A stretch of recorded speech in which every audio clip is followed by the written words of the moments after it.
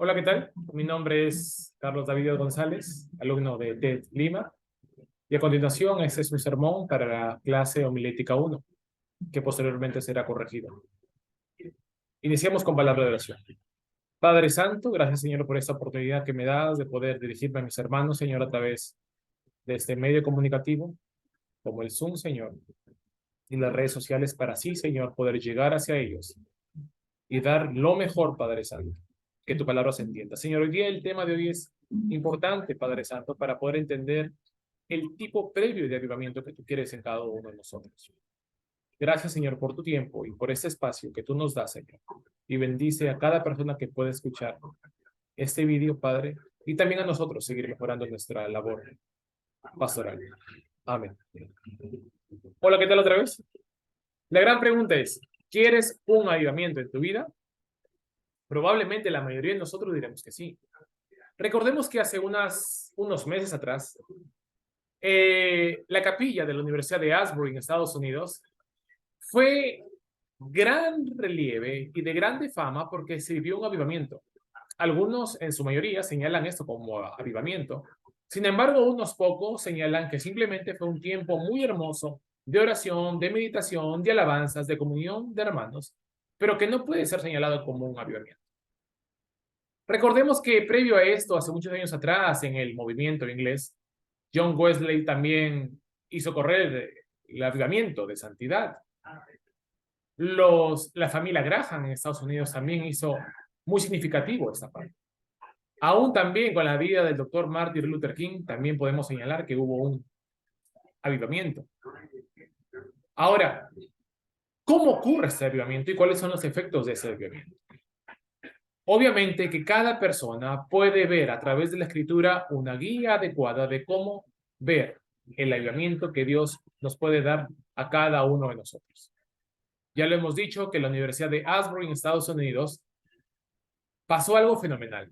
Chicos entraron en adoración como un día cualquiera y no salieron de allí muchos días después.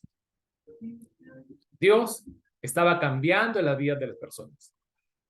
Pero para que llegue este momento, yo recuerdo haber escuchado a muchos amigos que estudian arquitectura el hecho de plasmar sus ideas en una maqueta para que esa maqueta luego pueda ser evaluada posteriormente por los acreedores de la construcción o por los jefes de dicha también construcción. Entendiendo ese significado, Dios desea no solamente nuestro corazón, sino todo un ámbito en el cual nosotros podamos hacer previamente para mantenernos en estos medios de gracia, de tal manera que Dios pueda obrar de una manera muy significativa en cada una de nuestras vidas. Vamos a abrir nuestras Biblias en Hechos 2:42, perdón. Hechos 2:42, donde dice lo siguiente.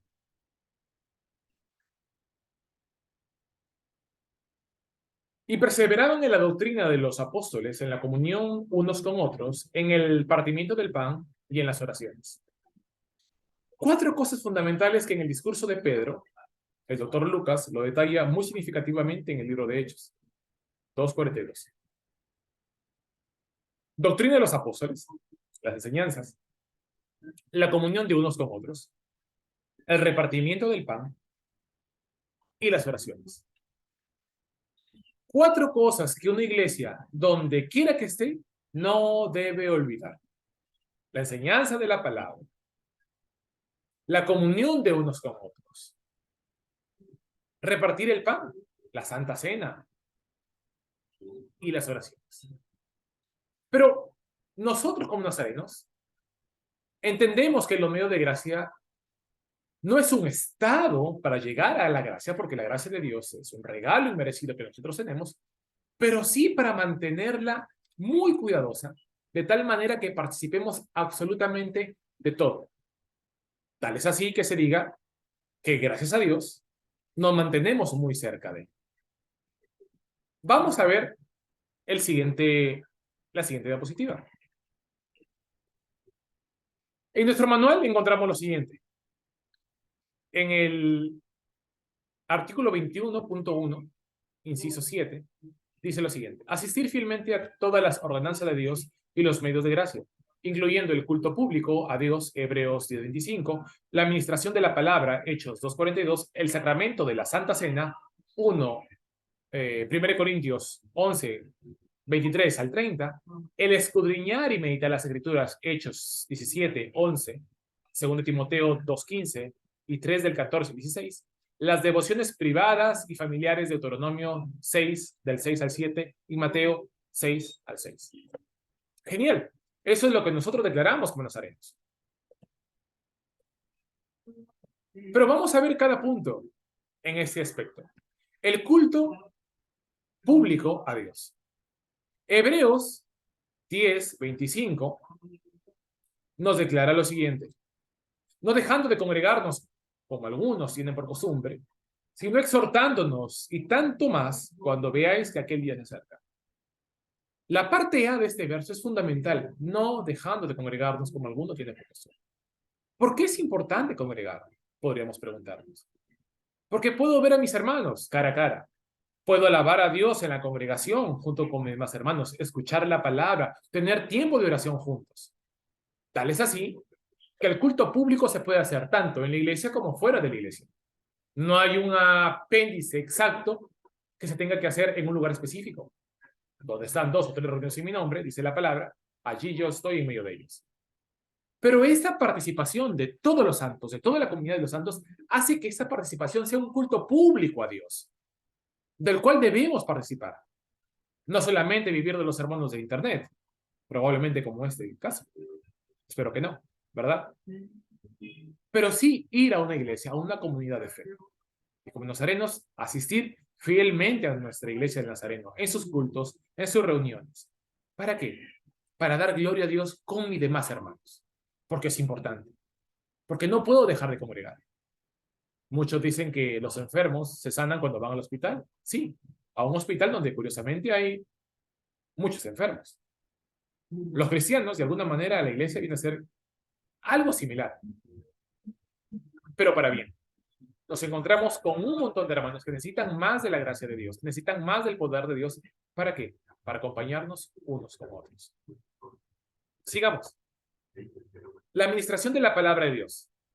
Y esto lo encontramos en Hechos 2:42.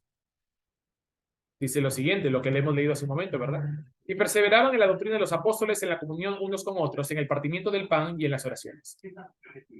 Hermano, acá hay 4 señales muy interesantes para hablar sobre la administración de la palabra de Dios. Si bien es cierto, el culto no se está refiriendo a la infraestructura, sino a la participación de personas redimidas con la sangre de Cristo, la administración de la palabra es el hecho de poder pensar en la palabra. Y para pensar en la palabra, yo no requiero reunirme con 50 personas. Yo puedo coordinar con un hermano, con una hermana, para reunirme en un tiempo, una tarde, tomar un café. O de repente compartir un almuerzo. ¿Y por qué no? Hablar sobre la palabra de Dios. De tal manera, hermano, que los medios de gracias no solamente tienen que restringirse como un medio meramente sacerdotal o místico, sino son dadas al pueblo de Dios de la manera más natural, de la manera como el pueblo de Dios también se interrelaciona a la vez dentro de ellos mismos. El sacramento de la Santa Cena. 1 Corintios 1:23 al 30. Dice lo siguiente: porque yo recibí del Señor lo que también os he enseñado, que el Señor Jesús, la noche que fue entregado, tomó pan, y habiendo dado gracias, lo partió y dijo: tomad, comed, esto es mi cuerpo, porque vosotros es repartido, haced esto en memoria de mí. Asimismo tomó también la copa después de haber cenado, diciendo: esta copa es el nuevo pacto de mi sangre, haced esto todas las veces que la bebieres en memoria de mí. Así pues, todas las veces que comieres este pan y bebieres esta copa, la muerte del Señor anunciáis hasta que Él venga. Hermano, el sacramento de la Santa Cena nos recuerda la muerte de Cristo, la última cena de nuestro Señor Jesucristo. ¿Podemos acceder a esta Santa Cena indignos? Por supuesto que no. Por eso que regularmente nuestros pastores, cada vez que hay una Santa Cena, recomiendan ponerse en cuentas unos con otros, de tal manera que accedamos dignamente a la cena del Señor. Cuando escuchamos que va a haber Santa Cena mensual o bimensual, o en el tiempo que nuestras iglesias locales hayan creído conveniente realizar, ¿nos preparamos para ese tiempo con Dios? Prevengo en mi casa que todo vaya de la mejor manera, que no discuta con mi esposa, con los hijos, y que nada distorsione en ese momento mi encuentro con la cena triunfante del Señor. O lo tomamos como una actividad más. Y no.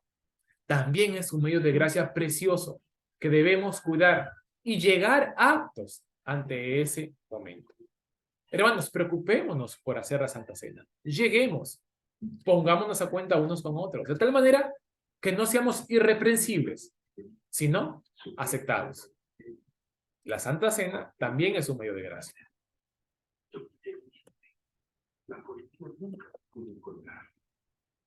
El siguiente punto es escudriñar y meditar las Escrituras. Hechos 17:11. Dice lo siguiente. Y estos eran más nobles que los que estaban en Tesalónica, pues recibieron la palabra con toda solicitud, escudriñando cada día la Escritura para ver si estas cosas eran así. Hay un amor increíble por escudriñar la palabra en los primeros cristianos. ¿Lo hay para nosotros? ¿Escudriñamos la palabra? ¿O solamente la palabra la estamos entendiendo como un posible calmante, analgésico, para no tener pesadillas antes de descansar? Sabemos que Dios puede obrar de múltiples maneras, pero la palabra de Dios también enfatiza una cosa muy importante, que es el hecho de escudriñar.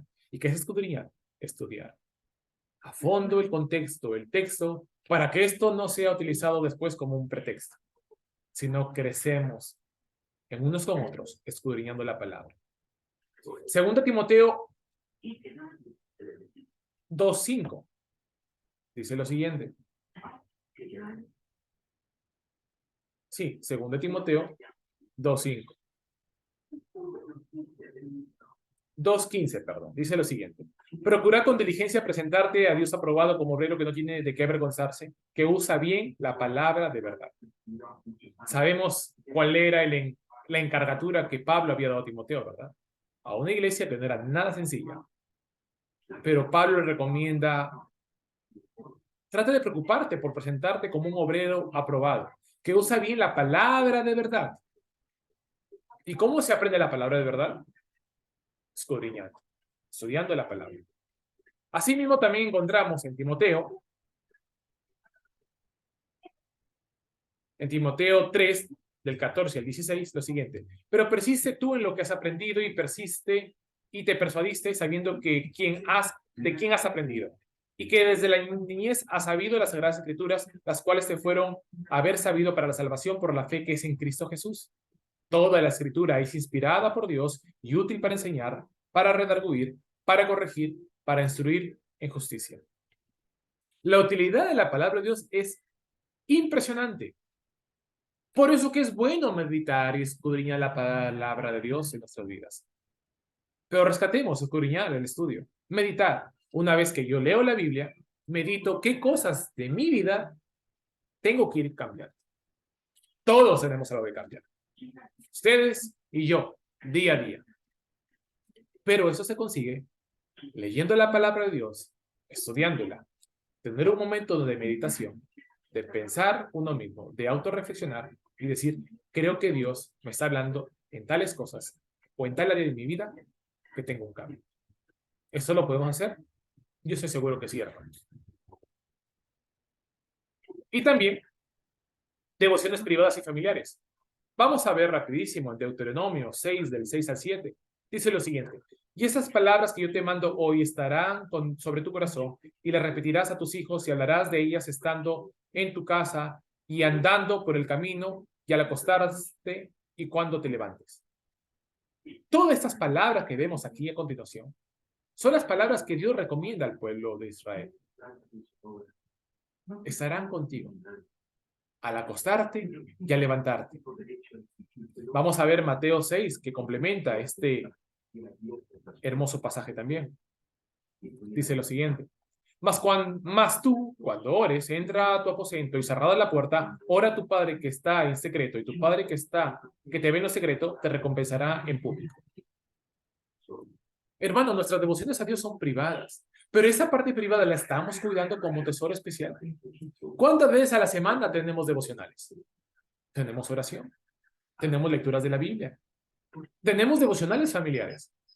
Estos son los medios de gracias aptos para un avivamiento, hermano. De tal manera que cuando el avivamiento de Dios pueda venir sobre nosotros a través de su palabra misma y de su unción divina, estos no sean simplemente emociones. Porque la Biblia, si bien es cierto, habla de las emociones, pero también nos dice algo. Cuidado. Cuidado. No es lo que sentimos, es lo que sabemos en Cristo. En muchas de las cartas paulinas vamos a encontrar la recomendación de Pablo que es no en lo que sentimos. Sabemos que la ley de Dios, sabemos que el amor de Dios, sabemos que Jesús, sabemos que los apóstoles, sabemos, no a través de los sentimientos. Hermanos, estas 5 partecitas o estos 5 medios de gracias detallados en esta presentación que yo he tenido a cargo van a mostrar algo muy interesante acerca de la palabra de Dios. Los medios de gracia para un avivamiento perpetuo en Dios. De tal manera que cuando yo vuelva con gozo y con ese gozo me mantenga estando a través de los medios de gracia. Y no simplemente sea un emocionalismo o un sentimiento pasajero, sino que constantemente podamos entender muy bien que Dios nos quiere hablar y nos quiere seguir llevando a más allá, justamente a través de estos medios de gracia. Cuídense, oren, ya saben qué es lo que tienen que hacer, ya saben que los 5 medios de gracia para poder estar allí firmes serían lo que es lo siguiente, ¿verdad?